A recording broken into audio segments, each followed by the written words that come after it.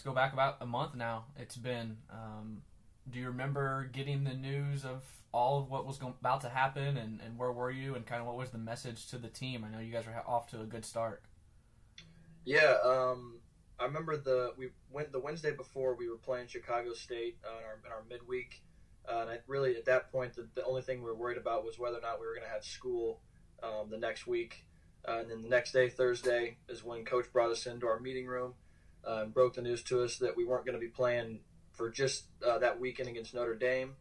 And then not even 10 minutes after our meeting was over, we found out that they were going to cancel the entire College World Series. So that part obviously stings a lot. Coach Mack's message to us was basically stay together. Always he always preaches prepare to play good baseball. So whenever baseball resumes, we just have to be ready to play. Whether that's in the fall for the draft guys when pro balls becomes a real, or when pro ball becomes real, and then basically just get your throwing in when you can, get your lifting in when you can, and just stay active pretty much. So how long did it take to process that you guys weren't gonna really do anything the rest of the year? Yeah, I mean it was weird that first weekend. Coach Williams, our pitching coach, had all the starting pitchers go in and throw lengthy bullpens just to keep our arms in shape. Mm-hmm. But honestly, man, it took a couple weeks to really kind of fully understand that we were done playing. And the thing that hurts the most is I think the group of guys we had this year was super special. Mm-hmm. We were clicking at the right time. ACC ball was just starting. What could have been, I think, is what stings the most. And just not being able to be around the guys every day is tough. So what's the life like now for you? Kind of just a wait-and-see game? What are you doing to stay sharp? We got a couple guys, a couple pitchers still in town. So myself, Reed Detmers, Bobby Miller, Michael Kirian, Adam Elliott, and Glenn Albanese are still in town.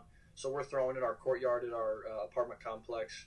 And then basically whatever we can fix up for some weights, we're doing that, putting as much stuff in a backpack as we can to do some lunges. Really it's makeshift stuff, but whatever we can to get our work in. And it's good to have a group of guys that are still with you to kind of hold you accountable still in a time where, it's easy to lose track of the work ethic that we had during the season.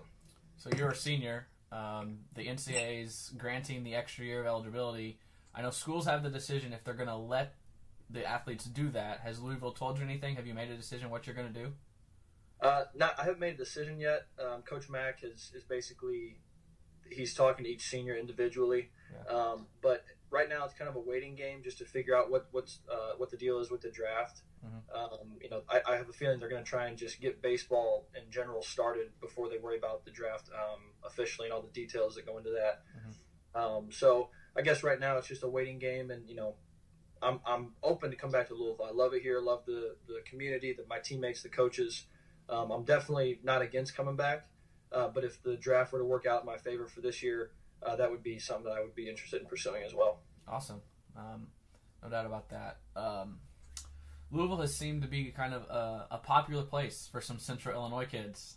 Oh, yeah. You and Reed and Tyler and Jake from last year. What makes it so enticing for all these Central Illinois baseball players?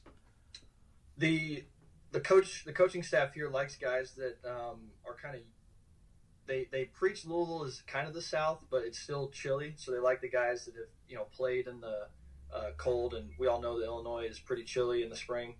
But I mean, I just think it goes to show the talent that Illinois has. The core group of guys. I think we had 9 guys that were from Illinois on the team last year. So I mean, it's just. It's awesome for us, too, because we come in and we're familiar with each other. We've seen each other play. We've played against each other in some regards. But just, I mean, also the winning culture at Louisville. It's the winningest program in college baseball the last 10 years. And that's something that, you don't – it goes without saying that just the coaches and how they prepare us. And we're ready to play good baseball with whether it's fall scrimmages or when the springtime comes around.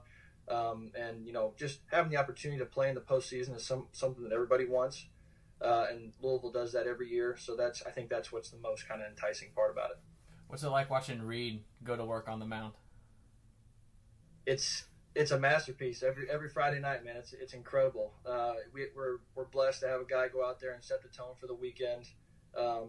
He's calm, cool, and collected. Whether he's striking out 15 or whatever it is, he gets the job done. And then having Bobby Miller on Saturday doesn't get any easier.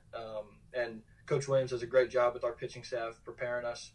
Coach Farrell in the weight room, we hit it pretty hard, and that's what gets the job done. So. A pitching staff like that, and then with the offense we had this year, we were fixing to have a pretty good year, I think. Yeah, I just looked up the rankings before I got on here. You guys are number 2, I think, in the country. Yeah, man, it's bittersweet almost, isn't it? Absolutely. And to say from where I was my senior year of high school to say to where I am now, it's a full circle moment. I'm obviously very blessed. My family's been there supporting the whole way, but just being able to play on a top team in the country like this, it's exciting, and traveling the country with the guys and playing other great teams. It's been the experience of a lifetime for sure. Yeah, getting back to all the Central Illinois guys, what were the conversations like? Was there a rivalry between you two? Were you keeping up with what your schools were doing back here? What was that like? I wouldn't say there was a rivalry. I think it was just kind of now it's who's doing better, like Centennial or Glenwood for Reed in his case, or whoever it was. But we definitely keep up with them. I still follow Centennial on Twitter and talk to Coach Rimley and Coach Alves, all those guys over there. My brother's a junior in high school, so I follow him, and I feel for him because high school baseball was some of the best times of my life. So him not being able to play his junior year bums me out for him. But I know he's still working hard and getting his work in. But yeah, just kind of I guess you could say we're still competitive in that regard, just kind of rooting for our teams. Yeah, I want to talk about last year a little bit. You guys made the College World Series, made a deep run to it. What was the experience like in Omaha and all of the hoopla that goes around the World Series and all that? Yeah, when we first got here, the older guys that had been there before were telling us how incredible it was, but you had to experience it for yourself. And they were absolutely right. I mean, you get there, and I've never played in front of a crowd of 25,000 fans before. And having the opportunity to pitch in a Friday night elimination game in front of that many fans is a dream come true. Obviously, it didn't end the way we wanted it to, but just having that experience, and my family was there, so I'm glad I got to share that moment with them. But it's the city is incredible, man. There's people that travel all over the world to come watch, and they know who you are, and they come up and they want to shake your hand and talk to you, and that part's awesome. I love the fan side of the fan side of things, which is why Louisville's great as well. I think we have some of the best fans in the country. Yeah, you had a moment at the World Series that a lot of people were talking about. If I could ask you about that for a second, what was when you saw the reaction to it? There was some good, there was some bad. How did you take that reaction and use that, or looking back on it now, how do you feel about that? I think throughout the entire thing, I knew who I was as a person. So I had my family support, I had my friends' support, and I had Louisville's support. So to me, that's all that mattered. The people that are going to judge me based on one moment, I can't do anything about that. Like I said, I know who I am. I'm more than that moment in the College World Series, I guess. So at the end of the day, some of it was comedy to me. It was funny to see what people were saying. And the karma thing was the thing that got, I think, thrown around the most. And I'll be honest, baseball's full of karma. Maybe I deserved it, maybe I didn't, but everything happens for a reason. And I was really looking forward to getting a chance of redeeming myself this year. That's for sure. Just emotion, though, right? Oh, absolutely. I think every pitcher's got to pitch with emotion. Whether it's like Reed Detmers that is calm, cool, and collected, that's a form of emotion, or whether it's myself or Bobby Miller that are fiery and not afraid to speak our minds on the mound. So I think everybody has their own personnel on the mound, and you embrace that, and that's what makes you great. Have you changed at all because of it? Absolutely not. I think the only thing my mom said, she just said, let's find a new word to use, and I agreed to that. So I can figure that out. But I'm not going to change the pitcher I am because of one moment that went viral. It happened. I embraced it. I apologized for it. But I'm still the same pitcher. And my pitching coach and head coach were all for that. Just, don't change who you are. Just let's cool it down a little bit. So yeah, I agreed with it. Nice. How long before the blonde hair was gone? Oh, man. was still around during Thanksgiving. I think the middle of December is when it was officially gone, and I wasn't expecting it to be there for that long. But it was I kind of liked it. I'm not gonna lie. I'm not gonna say I didn't like it. I kind of liked the look. Yeah, for sure. Baseball is a unique sport in that, right? Absolutely. Let's see. So you're still not sure on what's next for you? Not officially. Just kind of waiting on details with the draft and what they decide to do, whether it's a 5-round or a 10-round or 15, whatever they pick. But like I said, I'm not against coming back to Louisville. I think next year we have another great chance to compete for a spot in Omaha. Mm-hmm. Like I said, I'm very comfortable with the coaching staff here. I've made a lot of progress in my 2 years here so far, and I don't think a third year would hurt me at all. Yeah. What's some of the feedback from the draft you're getting? Do you think that's somewhere that you'll be fairly soon? Yeah, I think I have a chance this year. I'm blessed in that regard.